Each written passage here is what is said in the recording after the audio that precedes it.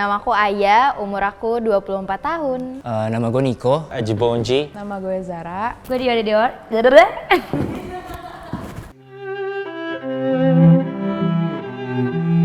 Anjing ini diceritain. Oke, jadi gue pernah ada di toxic relationship sebelumnya. Di situ gue sempat di abusive sama mantan gue. Ini diceritain. Gak ada sih, gue gak ada sih toxic relationship. Posisi gue tuh dimana gue ngejalanin hubungan yang sebenarnya teman-teman gue tuh udah ngasih tahu gue bahwa hubungan gue sama cewek ini tuh nggak baik. Gue didorong, terus gue kayak ada nih bekasnya, gue dicakar. Gue juga pernah diludahin tuh waktu gue lagi di kelas. Kita sharing social media kayak gitu, terus juga semua password dia juga tahu, gue juga tahu dia sayang. Cuman kadang tuh rasa sayang yang berlebihan itu bakal jadi toksik, ya nggak sih? Ditampar, ditonjok seumur hidup.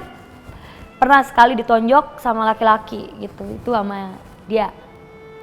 Padahal nggak salah apa-apa. Tapi waktu itu gue nggak ngerasa itu toxic sama sekali gitu. Jadi waktu ya setahun pertama gue ngerasa fine-fine aja dan gue nyaman dengan cara gue yang baru itu. Terus harus gue ceritain banget nih. Kan di situ posisinya tuh cewek lagi nangis-nangis kan. Jadi kita tuh berantemnya di dalam tuh tentang kenapa sih lo nggak sayang sama gue lagi. Terus pas gue keluar kan dia masih nangis-nangis. Pas gue buka pintu, detik dimana gue panggil security-nya, dia kayak ngeduluin gue gitu dari ke security-nya dan dia langsung bilang kayak, "Pak tolong, tadi dia coba memperkosa saya." Dan makin lama dianya makin bergantung sama gue, makin ngerasa kayak gue tuh punya dia doang gitu. Kayak nggak boleh sama siapa-siapa lagi. Makin kesini makin sadar, terus makin lama juga gue capek dengan kelakuan dia yang kayak gitu, ya selalu ngintilin gue kemana-mana. Ya udahlah, pas tepat 2 tahun gue mutusin dia. Udah gue lewatin. Udah lewat. Sudah lewat. Ya puji Tuhan sih itu udah termasuk dari bisa dibilang sejarah hidup gue lah. Itu gue udah nggak di posisi itu lagi.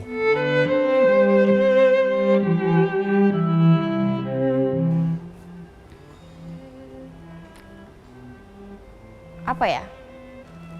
Gak ada. Apa kayak Karena kita nggak tahu kan. Kita nggak tahu. Maksudnya kayak pengenalan di awal pun nggak ngejamin apa-apa untuk bisa dihindari ini toksik atau enggak, kayaknya nggak ada deh. Jadi ya jalan aja. Kalau udah toksik tinggalin aja.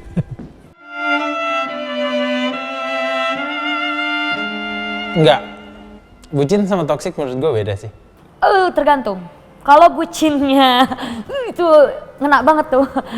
Menurut gue kalau misalnya kita terlalu bucin, itu bisa jadi toksik. Kalau gue sih enggak ya, karena gue emang bucin. Bucin itu ya to an extent lah, sampai ya ada batasnya kalau mau jadi bucin sih. Kalau bucinnya sehat, itu nggak akan jadi toksik. Bisa jadi positif, bisa jadi negatif juga. I mean, semuanya ada two sides. Menurut gue bucin itu hal yang normal. Dibilang positif enggak sih, karena akan punya tendensi untuk ketergantungan sama seseorang. Jadi kayak kebahagiaan kita dipegang sama satu orang ini, kayak kalau misalnya kita kangen kita harus ketemu orang ini, kayak kita kalau resah harus ketemu orang ini. Jadi kayak hidup lo tuh terbatas gitu kalau misalnya lo bucin. Jadi gue bisa bilang itu untuk sebuah hubungan menurut gue juga tidak sehat ya gitu. Karena lo tidak bisa mandiri untuk nyari kebahagiaan lo sendiri gitu. Jadi kebahagiaan lo ada di tangan pasangan lo. Ketika lo pengen bahagia lo harus ada dia gitu. Jadi menurut gue dibilang positif sih kayaknya enggak. Tapi negatif juga enggak terlalu ya. Jadi ya di tengah-tengah mungkin. Lu what's the word? What's the fucking word? Beda. Bucin tuh kayak kemauan lu sendiri gitu, ngerti gak sih? Kayak gue mau sama cewek gue, gue mau nonton sama cewek gue, atau gue mau makan sama cewek gue kayak gitu. Sedangkan kalau posesif tuh lebih kayak lo yang maksa cewek lo atau pasangan lo untuk sama lo terus kayak gitu. Kalau posesif itu dia very controlling. Tadi gimana sih pertanyaannya? Gue lupa lagi. Jadi bingung gue ngomong apaan yang gue ngelantur. beda. Tapi bucin bisa cenderung posesif. Mungkin bucin bisa dikatakan satu step menuju toxic, tapi belum setoksik itu gitu.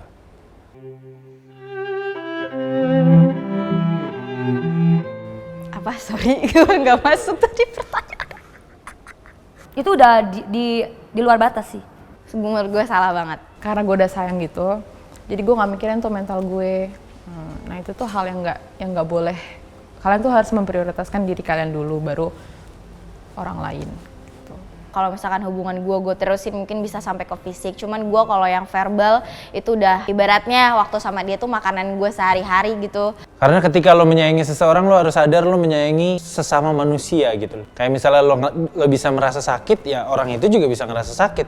Lo marah, orang itu juga bisa merasa marah. Sangat dong, pasti. Itu bisa ngebuat lo ngerasa nggak percaya diri, itu bisa ngenurunin self esteem lo. Bisa, sangat bisa. Meskipun dari pengalaman gua nggak merasakan mental gue jadi kayak gimana, atau malah mungkin karena gue belajar dari pengalaman itu, kesehatan mental gue malah lebih baik. Istilahnya tuh ada gaslighting kan. Nah, gaslighting itu membuat otak lo tuh berpikir kalau misalkan gak ada sama dia atau lo nggak pacaran sama dia, lo nggak bisa jadi apa-apa. Lo cuman ya sebatas kayak ya udah lo nggak penting gitu di dunia ini gitu. Cuman ya itu enggak, itu salah gitu loh. Wow. Bodoh amat sih gue. Ya biarin aja sih.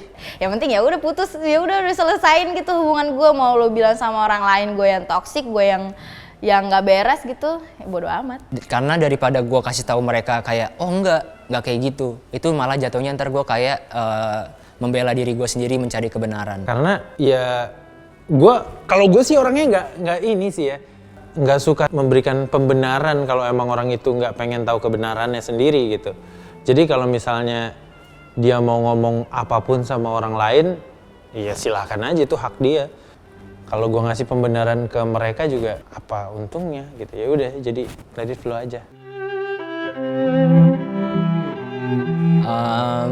Kalau lo udah ngerasa lo mulai melakukan hal-hal yang nggak seharusnya lo lakuin, mungkin di situ titiknya dimana lo harus mempertanyakan bahwa hubungan lo ini sehat atau enggak. Bukan berarti lo harus menyelesaikan hubungan itu, tapi ya mungkin lo bisa lah ngobrol sama pasangan lo, dimana kayak kita tuh harusnya tuh nggak kayak gini tahu, kita tuh harusnya membangun satu sama lain segala macem. Kalau untuk gue sendiri, gue nggak pacaran dulu. Ya cari waktu buat diri sendiri, me time ya, untuk mengintrospeksi sendiri lah. Jangan dulu kayak banyak denger orang ataupun banyak bercerita sama orang lain gitu. Karena pendapat orang pasti berbeda-beda.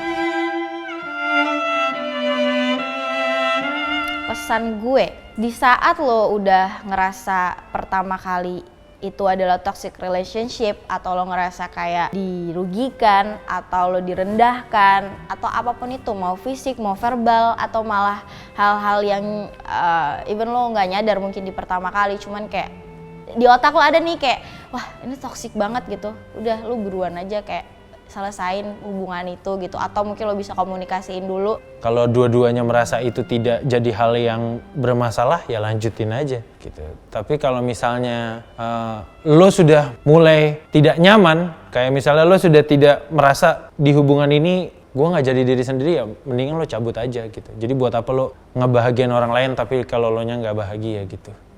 Udahin aja, saran gue itu. Thanks for watching, and who knows, your zipper might be next.